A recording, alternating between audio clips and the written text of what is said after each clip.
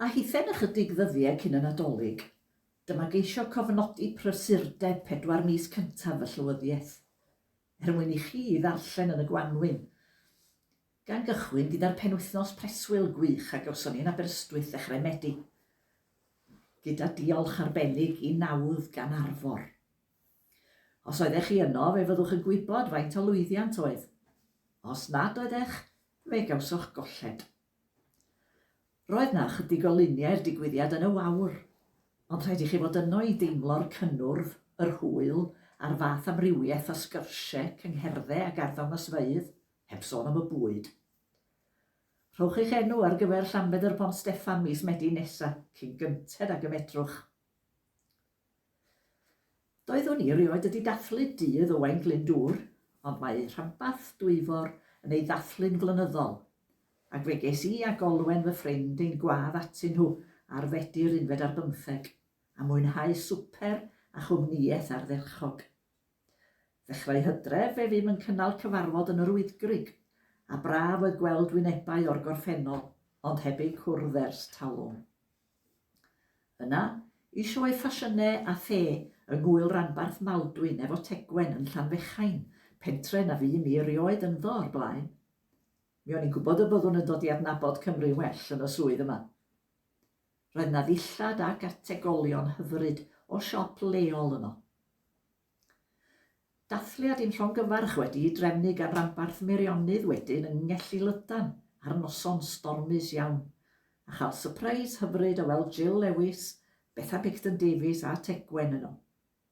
Fe ges fy mhlesio'n fawr wrth i feibion Jacob ein diddannu. Ond roedd yn oriau man y bore ar ferched Sir Benfron cyrraedd adre yn y gwynt a'r glaw. Cinio dathlu fo Cangen Llangadog oedd fy nhrip cyntaf i'r de, a dyna gymeriadau i'r rheini, yn gwneud i fi deimlo'n gartrefol yn ei plith. Ac yna at Gangen Bryn Crug yw swper dathlu 100. Noson gartrefol arall, gan mai aelodau Meirionydd ydyn nhw, a minnau'n ei hadnabod yn dda. Rhaid cyfaddau mod i'n meddwl fod gennau enw eitha anghyffredin, does na ddim llawer o geina o gwmpas. Ond yn un o'r cyfarfodydd yna, wna i ddim dweud pa un, fe ges fy nghyflwyno fel gwawr, a fy niolch fel Glenys. Falle byddwch yn cofio fy enw ymhen 2 flynedd. Yn Hachwedd, fe fi cannoedd ohonoch yn ceisio ateb cwestiynau'r cwis hwyl. Llongyfarchiadau gwresog i'r enillwyr wrth gwrs, ond diolch enfawr i bob un fy'n cystadlu ac yn mwynhau'r hwyl wrth gymryd rhan.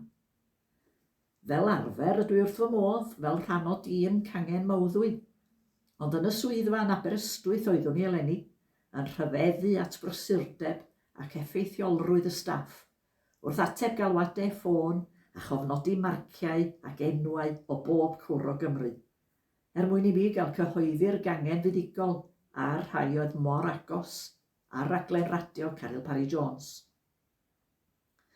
Fe fi Tegwen a minnau'n dathlu'r 100 a swpera gyda Changen Corwen, a chael mwynhad mawr o graffu ar y lluniau o'i prysurdeb dros y blynyddoedd. Mae'n arddangosfa debyg ym mhob dathliad, ac mi ydw i wrth fy modd yn edrych ar y lluniau hynny. Mae'n gofnod hanesyddol gwerthfawr iawn i unrhyw fudiad. Mi ges y pleser o gynrychioli'r mudiad trwy fynychu Eisteddfod Cymru'r Fenwyr Ifinc ym Môn yn Hachwedd hefyd, ac fe ddaeth y gŵr efo mi'n gwmni. Mae yna gymaint o hwyl i'w gael yn y noson yma, a chael tystio i frwdfrydedd, egni a thalent ein pobl ifanc dros eu clybiau a'i sir. Mi ddim yn cynnal Eisteddfod ffug gyda Changen Broddyfi ym Machynlleth, gyda Changen Pennal yno hefyd, a chael hwyl wrth weld pwy fedrai chwibanu, canu allan o diwn neu dynnu llun, a sylwi pwy oedd y siaradwyr mwyaf. Y ffair iaf ddaeth wedyn, a syni at safon ac amrywiaeth y cystadlu a'r gwreiddioldeb syniadau wrth greu. Mae yna ferched talentog iawn o fewn y mudiad. Profiad yno oedd mynd efo Tegwen i gael ein cyfweld gan Sian Coffi ar ei rhaglen radio allan yn yr awyr agored. mwyn codi ymwybyddiaeth o holl gystadlu a gweithgareddau Merched Wawr. Gorffen y mis gyda swper Nadolig Cangen y Bala oedd fy hanes. Teg edrych tuag adref yn meddai'r hen ddwediad, a braf iawn oedd i minnau fynd i fy hen gynefin at wynebau cyfarwydd a hel atgofion am ddyddiau di-bryder ieuenctid. A dyna ni ym mis Rhagfyr. Ar eira gawson ni yn yr ardal yma yn fy rhwystro rhag mynychu swper Nadolig Cangen Dyffryn Ceiriog, ond bu geisiau wneud iawn am hynny mewn noson ddechrau Ionawr yn ei cwmni.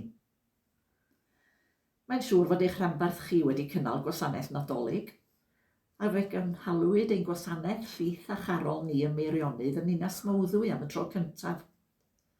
Roedd y wasanaeth hyfryd wedi ei baratoi gan swyddogion y sir, ac awyrgylch gynnes braf ymysg yr aelodau.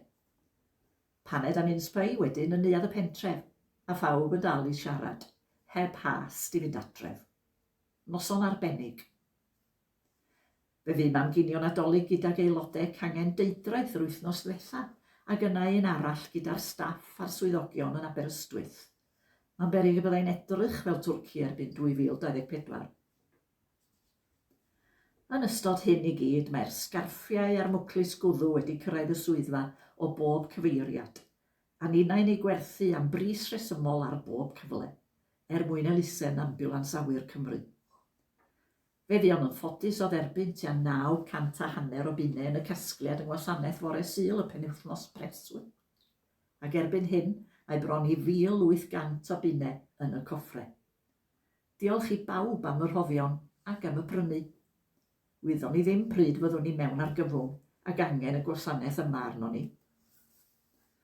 Mae penderfyniad banc HSBC i ddod â'i llinell gymorth Gymraeg i ben yn peri gofid i lawer o'n haelodau, ac mae Tegwen a Miriam yn y swyddfa wedi cael cefnogaeth aelodau seneddol San Steffan a Chaerdydd i bledio'r achos, ynghyd â thrafod gyda Chomisiynydd yr Iaith Gymraeg a Chomisiynydd Pobl Hŷn.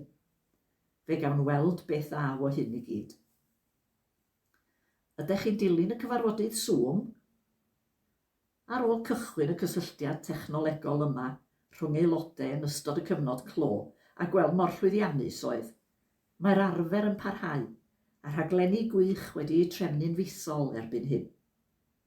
Ym Medi fe gawson ni goginio, a dweitheg yn Hydref, syniadau at y Nadolig yn Hachwedd a'r Cracr Nadolig, gyda chyflwyniadau nadoligaidd amrywiol o holl ranbarthau Cymru yn Rhagfyr. Noson arbennig iawn. Edrychwn ymlaen i Ionawr yr 15 yng nghwmni esill nes Roberts de Lewis o'r Wladfa. Mi oeddwn ni'n gwybod y byddwn yn brysur dros gyfnod fy llywyddiaeth, ond rhaid dweud fy mod i mwynhau pob achlysur, yn enwedig cwrdd ar aelodau. Mae'r dyddiadur yn llenwi'n barod at 2024, ond o leia fydd na ddim rhagor o giniawa am beth